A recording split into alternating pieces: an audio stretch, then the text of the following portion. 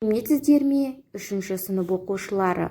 Бүгінгі сабақтың тақырыбы менің күн тәртібім. Алдымен жаңа сөздермен танысамыз. Күн тәртібі, режим дня. Таңғы ас, завтрак, түскі ас, обед, кешкі ас, ужин. Балалар, тағы да бір рет қайталаймыз.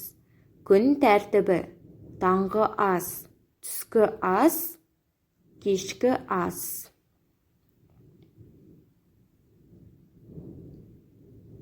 Жарайсыңдар балалар. Мұқият тыңдап және есте сақтаймыз. Менің күн тәртібім. Жалғау ім. Сенің күн тәртібің. Сіздің күн тәртібіңіз. Оның күн тәртібі.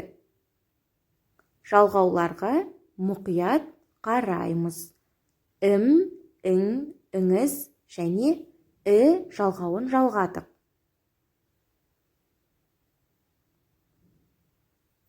Келесі оқылым және жазылым тапсырмасы. Берілген сөздерді оқы. Сөздерден 2 немесе 3 сөйлем құрап жаз. Мысалы, мен таңертең жаттығу жасаймын. Немесе мен кешкі ас ішемін.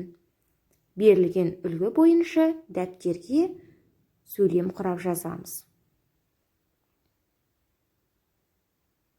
Берілген мәтінді балалар бірге оқып шығайық.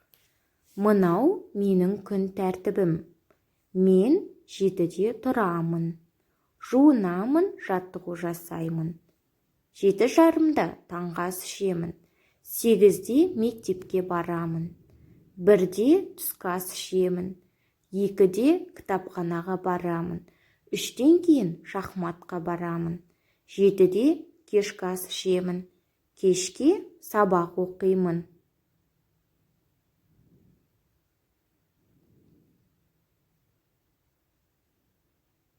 Келесі берілген мәтін бойынша сұрақтарға жауап береміз.